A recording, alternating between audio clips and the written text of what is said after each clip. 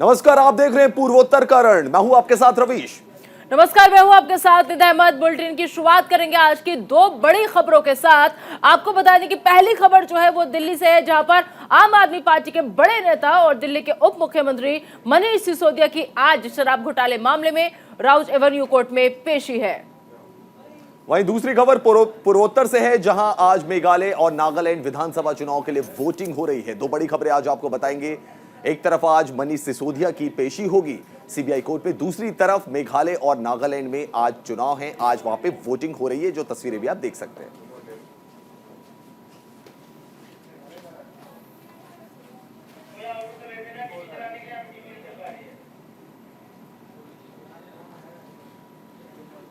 तो तस्वीरें आप देख सकते हैं। मेघालय और नागालैंड में आज वोटिंग है। वोटर आईडी कार्ड के साथ वहां पे मतदाता नजर आ रहे हैं।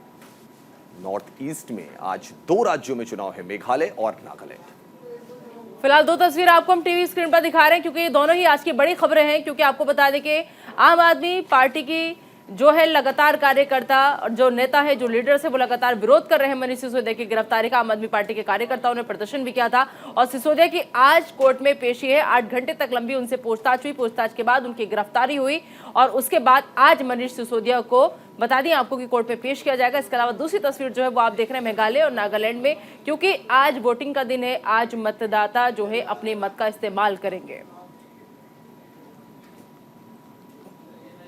चलिए, इस वक्त की बड़ी खबर आपको बता दें। मेघालय और नागालैंड में मतदान जारी है। मतदान केंद्र पहुंचकर वोटिंग कर रहे हैं मतदाता और शाम 4 बजे तक वोट डाले जाएंगे। तो बड़ी खबर आपको बता रहे हैं, मेघालय और नागालैंड में वोटिंग स्टार्ट हो गई है, वोटिंग जारी है। वहां पे मतदान केंद्र पहुंचकर मतदाता वोटिंग कर रहे हैं और शाम 4 बजे तक वोट डाले जाएंगे।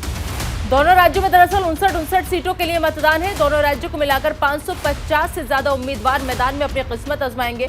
मेघालय में कुल 369 उम्मीदवारों की चुनावी किस्मत दांव पर है। वहीं नागालैंड में मतदाता की संख्या जो है वो 183 उम्मीदवारों के भाग्य का फैसला मतदाता जो है वो करने वाले हैं। ऐसे में सवाल यही है कि आखिर पूर्वोत्तर में किसकी सरकार बनेगी। तो मतदान केंद्र पहुंचकर फिलहाल मतदाता जो है वो वोटिंग कर रहे हैं। आपको लगातार तस्वीरें हम दिखा रहे हैं, क्योंकि मेघालय नागालैंड में वोटिंग लगातार जारी है। सुबह सुबह लंबी कतारों के साथ महिलाएं, बुजुर्ग जो है वो मतदान केंद्र पहुंच रहे हैं। और आपको बता दें कि शाम 4 बजे तक का वो वक्त जब यहाँ पर वोट डाले जाएंगे। तो फिलहाल मतदान की प्रक्रिया जो है वो शुरू हो चुकी है। तमाम मतदान केंद्र पर पहुंचकर जो वोटर्स है वो अपने मत का इस्तेमाल कर रहे हैं। जैसा कि आपने देखा होगा कि उत्तर भारत के राज्य वहां पे 8 बजे से या 8:30 बजे से वोटिंग का टाइम होता है, लेकिन नॉर्थ ईस्ट के राज्यों में 7 बजे से वोटिंग का टाइम स्टार्ट कर दिया जाता है और 4 बजे तक ये टाइम रहता है, क्योंकि सूर्य अस्त जल्दी हो जाता है वहां पे। तो 4 बजे तक का अलॉटेड टाइम है।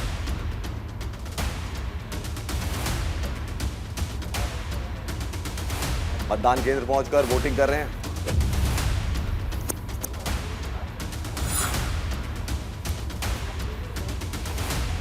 शाम 4 बजे तक वोट डाले जाएंगे। दोनों राज्यों की विधानसभा सीटों पर चुनाव हो रहा है। दोनों राज्यों की अगर बात की जाए तो यहां पर बीजेपी जो है वो गठबंधन सरकार में मौजूद है।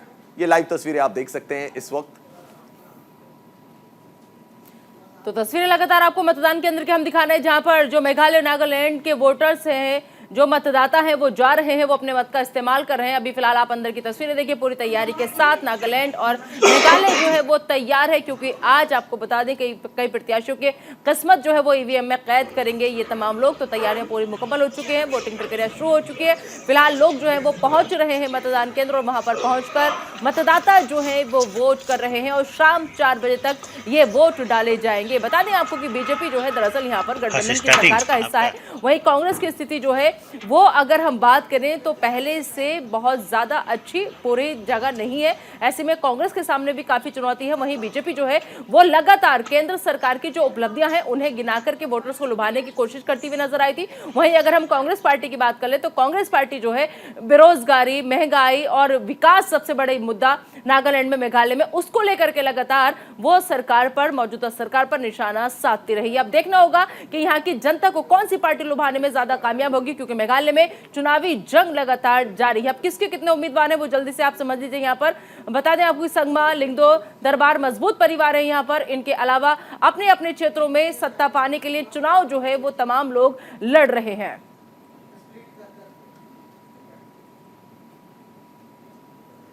वही गारो हिल्स क्षेत्र भी संगमाओं का गढ़ है। जी हां, गारो हिल्स क्षेत्र जो है मेघालय का, वो संगमाओं का गढ़ है और एक बड़ा यहाँ पे कह सकते हैं कि वजूद रखते हैं संगमा का जो परिवार है। इस बार खासी समुदाय के सीएम की मांग पर जोर हो रहा है, तो तमाम समुदाय वहां पर हैं।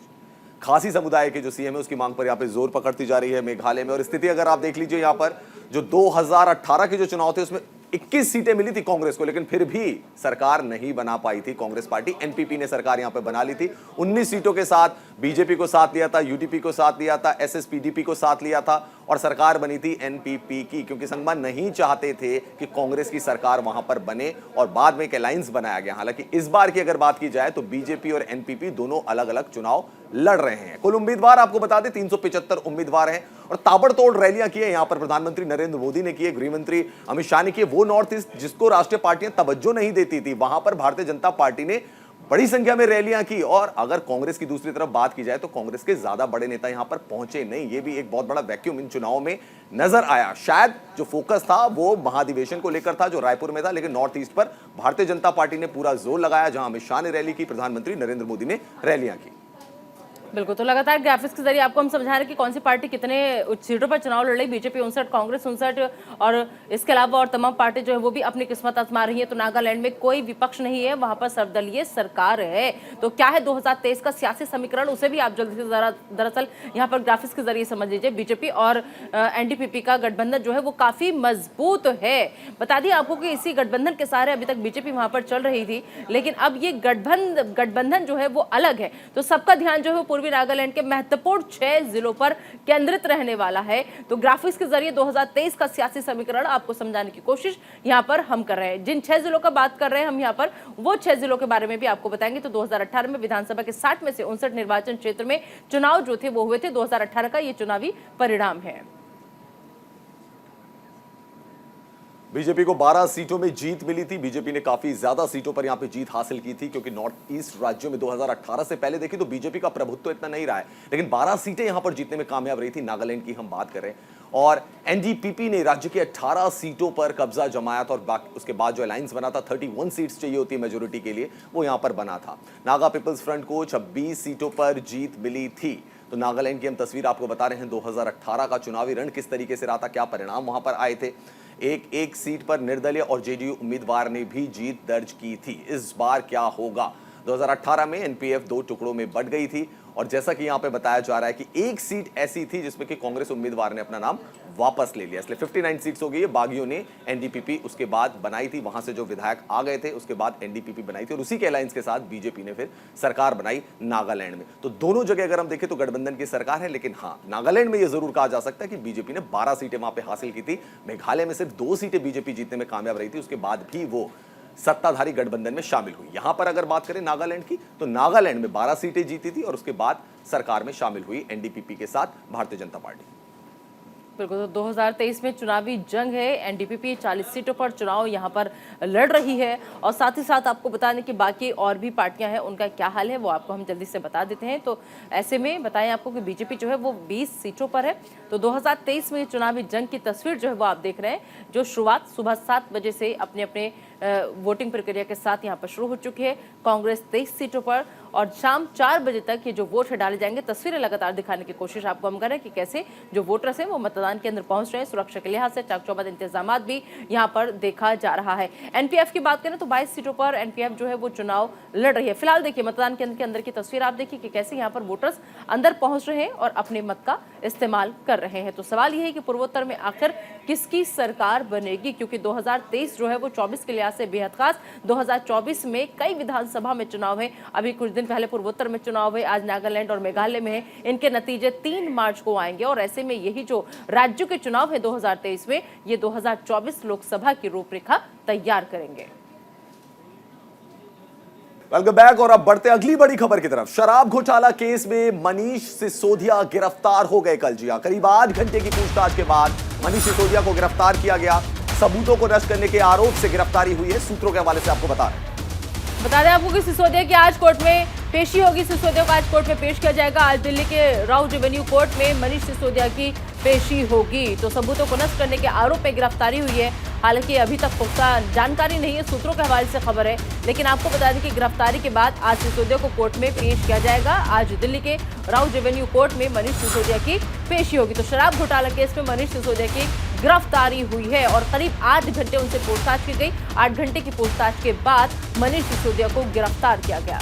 जी, और कल ही आशंका जताई जा रही थी आम आदमी पार्टी के तमाम कार्यकर्ता, समर्थक और यहां तक कि मनीष सिसोदिया ने भी राजघाट के बाहर निकलकर यह कहा था कि उनकी गिरफ्तारी हो सकती है, उनको अरेस्ट किया जा सकता है सीबीआई के द्वारा। उसके बाद वो सीबीआई मुख्यालय गए थे, जहां करीब 8 घंटे उनसे पूछताछ हुई और उसके बाद उनको अरेस्ट कर लिया गया, उनको गिरफ्तार कर लिया गया मनीष सिसोदिया को। आज मनीष सिसोदिया की पेशी होने वाली है। अब देखते हैं आम आदमी पार्टी के जो कार्यकर्ता हैं, जो समर्थक है, उनका क्या रुख होता है। कल आम आदमी पार्टी के जो समर्थक थे, जो कार्यकर्ता थे और जो बड़े नेता थे, वो यही आरोप लगा रहे थे कि एक साजिश के तहत मनीष सिसोदिया को फंसाया जा रहा है। और मनीष सिसोदिया की गिरफ्तारी पर तलवार लगातार लटक रही थी, लेकिन कब गिरफ्तारी होगी इसका पता नहीं था। लेकिन आपको बता दें कि दिल्ली के मुख्यमंत्री अरविंद केजरीवाल ने 2 दिन पहले भविष्यवाणी कर दी थी कि आने वाले रविवार को यानी संडे को मनीष सिसोदिया गिरफ्तार हो जाएंगे। और जिस तरीके से कल गिरफ्तारी हुई तो जो भविष्यवाणी मुख्यमंत्री अरविंद केजरीवाल की तरफ से की गई थी वो सच साबित होती नजर आई। तो शराब घोटाला केस में मनीष सिसोदिया को गिरफ्तार कर लिया है। दरअसल आपको बता दें कि इससे पहले भी कई बार मनीष सिसोदिया से पूछताछ हो चुकी थी, लेकिन कुछ भी नहीं मिला था। बताएं आपको कि जिस तरीके से कल फिर से उनको बुलाया गया पूछताछ के लिए और उसके बाद में जब वो पहुंचे 8 घंटे तक उनसे पूछताछ हुई और अब उनके ऊपर आरोप जो है वो दरअसल ये लग रहा है कि शराब घोटाला मामले में सबूतों को उन्होंने नष्ट किया है। 7 से 8 बार कम से कम उन्होंने अपना मोबाइल नंबर बदला, अपना मोबाइल का सिम बदला और भी कई बातें ऐसी हैं जिनको आधार बनाया गया है इस गिरफ्तारी के पीछे। सीएम केजरीवाल के आवास पर आपको बता दें कि आम आदमी पार्टी के नेताओं की बैठक है। पार्टी ने पूरे देश में प्रदर्शन करने का फैसला लिया है। बड़ी खबर, सिसोदिया की गिरफ्तारी हुई है और सिसोदिया की गिरफ्तारी के खिलाफ में आम आदमी पार्टी जो है वो प्रदर्शन करने की तैयारी कर रही है। पहले बैठक बुलाई है, उसके बाद पार्टी ने पूरे देश में प्रदर्शन करने का फैसला लिया है। जी हाँ, मनीष सिसोदिया की गिरफ्तारी के खिलाफ आम आदमी पार्टी प्रदर्शन करेगी। आम आदमी पार्टी पूरे देश भर में प्रदर्शन करने जा रही है। अरविंद केजरीवाल के घर में बैठक और उसके बाद ये फैसला है कि पूरे देश में आम आदमी पार्टी जो है वो प्रदर्शन करेगी। आम आदमी पार्टी का यह मानना है कि गलत तरीके से मनीष सिसोदिया को फंसाया गया है। कल ही आम आदमी पार्टी के तमाम बड़े नेताओं ने संकेत दे दिए थे कि मनीष सिसोदिया की सीबीआई कोर्ट में पेशी है, सीबीआई मुख्यालय में उनसे पूछताछ की जाएगी और उसके बाद ऐसा हो सकता है कि उनकी गिरफ्तारी कर ली जाए। मनीष सिसोदिया को गिरफ्तारी की गई और आज उनकी सीबीआई कोर्ट में पेशी भी होगी। तो कल ये आशंका आम आदमी पार्टी के बड़े नेताओं ने जताई थी और आज आम आदमी पार्टी ये प्लान है उनका कि पूरे देश भर में प्रदर्शन किया जाएगा। और इस बीच ट्वीट का दौर भी जारी है। तो दिल्ली के उप मुख्यमंत्री मनीष सिसोदिया की गिरफ्तारी पर सपा के राष्ट्रीय अध्यक्ष अखिलेश यादव ने ट्वीट किया है। क्या कुछ कहा है अखिलेश यादव ने, वो हम आपको पढ़ के बता देते हैं। मनीष सिसोदिया की गिरफ्तारी ने साबित कर दिया है, ये कह रहे हैं अखिलेश यादव, की भाजपा सरकार 2024 से पहले ही हार मान चुकी है। अखिलेश यादव का ट्वीट आया है, लेकिन संघर्षशील लोग जेल जाने से नहीं डरते। सच को भला कब तक गिरफ्तार करके रखा जा सकता है, ये कह रहे हैं अखिलेश यादव, समाजवादी पार्टी के प्रमुख।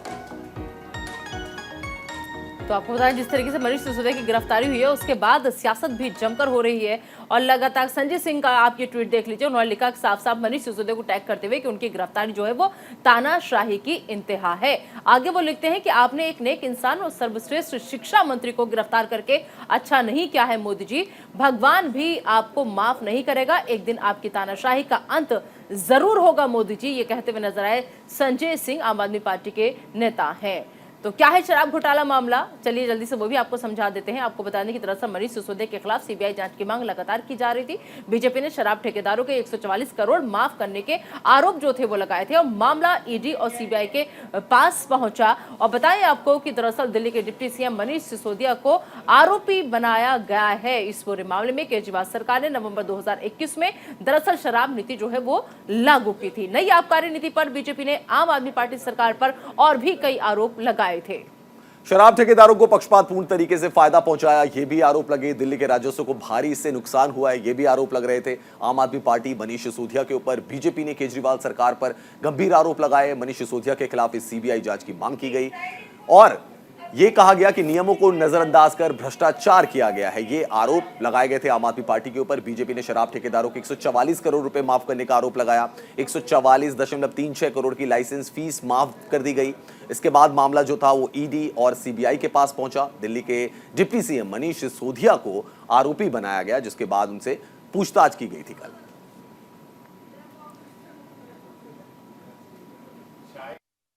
गिरफ्तार कर लिया गया वो दिल्ली के डिप्टी चीफ मिनिस्टर हैं अभी हमारा प्लीनरी सेशन था रायपुर में, वहां पे ईडी ने छापे डालने शुरू कर दिए। लगता है कि डेमोक्रेसी खत्म हो चुकी है, देश में तानाशाही है, तमाम एजेंसी सरकार के दबाव में काम कर रही है, विपक्ष को खत्म कर देना चाहती है। ये दुर्भाग्यपूर्ण है। डेमोक्रेसी के लिए सारे विपक्ष को एक साथ आना होगा और भारतीय जनता पार्टी के नेताओं से और प्रधानमंत्री से बड़े अदब के साथ कहना चाहूंगा, इस गलतफहमी में मत रहिए कि हमेशा सत्ता आपके पास रहेगी। शोहरत की बुलंदी तो एक पल का तमाशा है, जिस शाख पे बैठे हो वो टूट भी सकती है। फाइनली एक और चोर जेल के अंदर गया। सत्येंद्र जैन के बाद केजरीवाल का दूसरा भ्रष्ट मंत्री मनीष सिसोदिया शराब घोटाले में, कमीशनखोरी में, नशे का धंधा करने में, चोरी में, रिश्वतखोरी में आज सीबीआई ने गिरफ्तार कर लिया है और अब जेल जाना होगा। मैं पिछले लगभग 5 साल से यह बात बोल रहा हूं कि सत्येंद्र जैन, मनीष सिसोदिया और अरविंद केजरीवाल तीनों भ्रष्ट हैं और तीनों को एक ना एक दिन जेल में जाना ही पड़ेगा। आज इन तीनों में से 2 लोग भ्रष्टाचार में चोरी करते हुए पकड़े जाने के कारण जेल जा चुके हैं। मनीष सिसोदिया ने दिल्ली के हजारों लाखों परिवारों को शराब के नशे के जाल में धकेला था, कितने ही परिवारों को बर्बाद किया। और कोरोना के काल में जब दवाइयां उपलब्ध करानी थी, सिलेंडर उपलब्ध कराने थे, तब दारू के ठेके खोलने का काम मनीष सिसोदिया ने किया।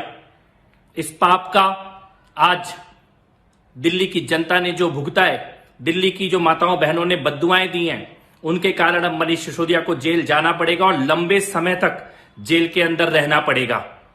दिल्ली के साथ हुई लूट, भ्रष्टाचार, इसका हिसाब किताब होना शुरू हो गया है और मैं ये ऑन रिकॉर्ड कहना चाहता हूं कि सत्येंद्र जैन और मनीष सिसोदिया के बाद भ्रष्टाचार में जेल जाने का अगला नंबर अरविंद केजरीवाल का होगा। और इसी पर अरविंद केजरीवाल और सौरभ भारद्वाज का क्या कुछ कहना है, उनको भी सुन लेते हैं। 24 घंटे देश की सेवा में लगे रहते हैं। पूरा देश देख रहा है कि किस तरह से उन्होंने गरीबों के बच्चों को अच्छा भविष्य देने के लिए उन्हें अच्छी शिक्षा देना शुरू किया था। पिछले 75 साल में शायद ये पहला शख्स है जिसने हर गरीब के घर में एक उम्मीद जताई थी। रिक्शे वाला, मजदूर, किसान, गरीब आदमी, कि उसका बच्चा भी बड़ा हो के उसको अच्छा भविष्य मिल सकता है। सरकारी स्कूलों का कायाकल्प किया था। एक शरीफ आदमी है मनीष, उनको आज इन्होंने गिरफ्तार कर लिया। तो हम देख रहे हैं किस तरह से पूरे देश के अंदर शरीफों को, देशभक्तों को, अच्छे लोगों को, ईमानदार लोगों को तो पकड़ पकड़ के जेल में डाल रहे हैं और जिन लोगों ने अरबों खरबों रुपए लूट लिए बैंकों के और इनके, वो इनके दोस्त हैं। उनके खिलाफ कोई एक्शन नहीं होता, वो खुलेआम घूम रहे हैं। उनको नोटिस देने की भी हिम्मत नहीं है लोगों की, क्योंकि वो इनके दोस्त हैं। पूरा देश देख रहा है, लोग देख रहे हैं और लोग ही इसका जवाब देंगे। आज ये लोग मनीष सिसोदिया जी को गिरफ्तार करने वाले हैं। उनके ऊपर जो आरोप लगाए गए हैं वो न सिर्फ झूठे हैं बल्कि वो हास्यास्पद हैं। कहा जा रहा है कि मनीष सिसोदिया ने 10,000 करोड़ रुपए की रिश्वत ली है। क्या ये संभव है? 10,000 करोड़ की रिश्वत? अगर इतना पैसा मनीष जी ने लिया होता तो कहीं तो वो पैसा होता। भारतीय जनता पार्टी आम आदमी पार्टी के ऊपर सैकड़ों और केस करेगी, सैकड़ों झूठे मुकदमे किए जाएंगे और हम लोग इन मुकदमों से डरने वाले लोग नहीं हैं। तो मनीष सिसोदिया की गिरफ्तारी हुई, लेकिन आम आदमी पार्टी के जो नेता हैं उनका यही कहना है कि बीजेपी फंसा रही है, एक साजिश के तहत गिरफ्तारी की गई है मनीष सिसोदिया की।